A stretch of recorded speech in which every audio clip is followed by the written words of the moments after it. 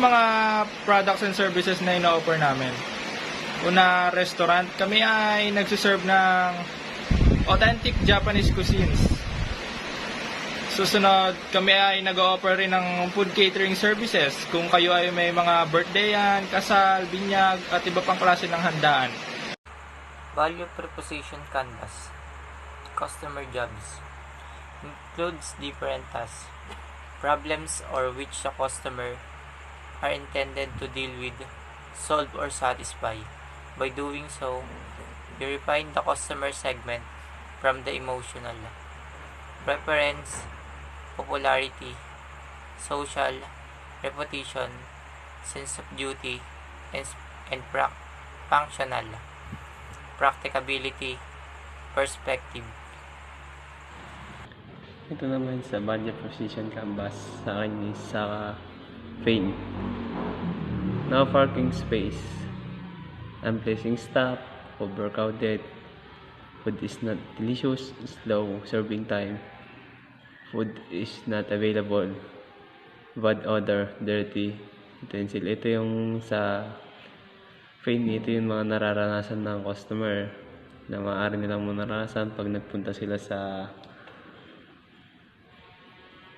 restaurant na to, yung no parking.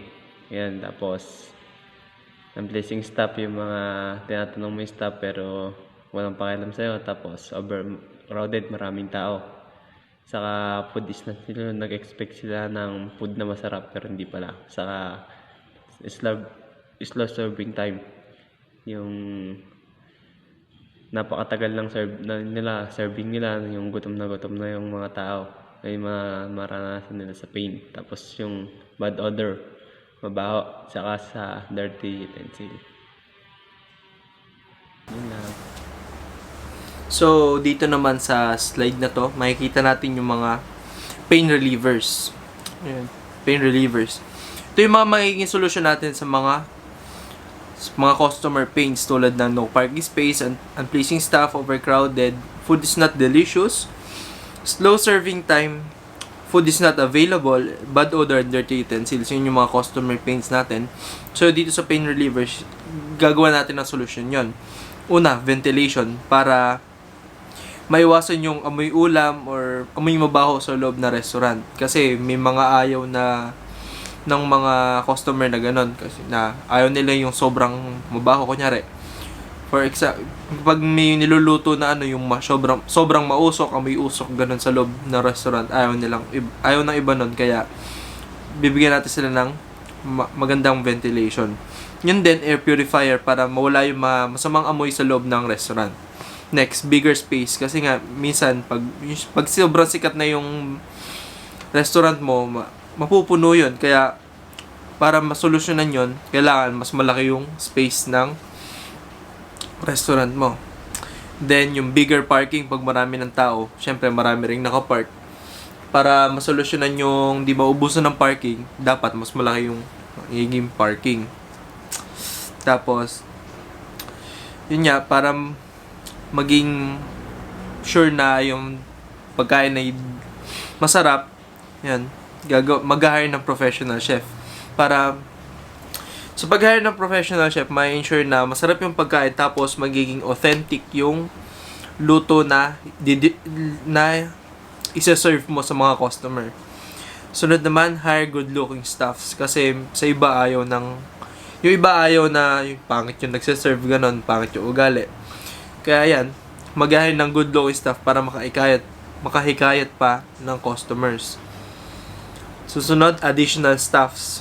Yun, dahil minsan, yun nga, sa sobrang dami ng tao, mabagal yung serving time. Para maiwasan yun nung serving time, para tuloy-tuloy yung pagsiserve ng sa mga customers, mag-hire na additional staffs, mapa kitchen man or yung sa cleaning, ganon. Tsaka kasama na rin yung mga chefs sa additional staffs na yun. Mga head chef, saka yung mga sidekick, kung ano man tawag doon. Next, yung lastly, sanitation and cleanliness control. Para dito, sa parang annually or monthly, ganun, weekly, naglilinis ng general cleaning yung sa loob ng restaurant para make sure na lahat malinis. Tapos, syempre, everyday, naglilinis ng utensils kasi yun nga sa may customer paints may mga dirty utensils para maiwasan yung ganun. May mga staff na maglilinis talaga para sa ganun. Para may control yung business mo sa ganun. So, yun lang. Next. Dito po tayo sa may customer gains po. Yung customer gains po is the benefit or the customer positive experience po na ina-expect po nila sa may mga products or services ng business po natin. So, yung sa may restaurant po namin na business is our customer gains po is get full. Una po is get full. Syempre po, mabubusog ka po sa may products po namin.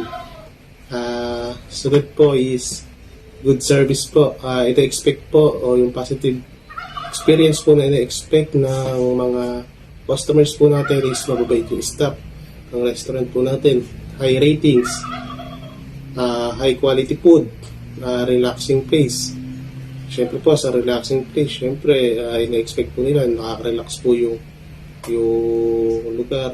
Hindi po crowded, hindi mainit, hindi madumi. Ganun po. Well ventilated. Siyempre po ayaw po ng customers po natin ng mabaho. Kaya ina-expect po nila lagi po ako na get healthy po.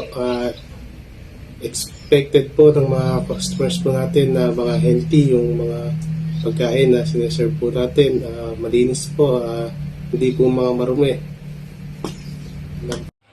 Gain creators. What is gain creators? Gain creators is the characteristic, quality, or things in general that the products or services have which addresses or create gains for the customers. What is our gain creators? First one is great ambience. May magandang ambience sa aming restaurant para sa mga customer para makapag-relax. At next one is professional and certified chef. Makasigurado sila na masarap ang mga makakain nila dahil mayroon kaming professional and certified chefs. Next one is provide vegan options. Ito mahalaga to kasi nga may mga taong vegan at gusto ang mga healthy food lang na kinakain.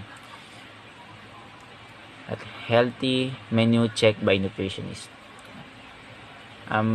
Sure kami na ang mga nasa menu namin ay healthy dahil ito ay naipa-check namin sa nutritionist. Next one is hot and freshly made food. Next one is authentic ingredients used.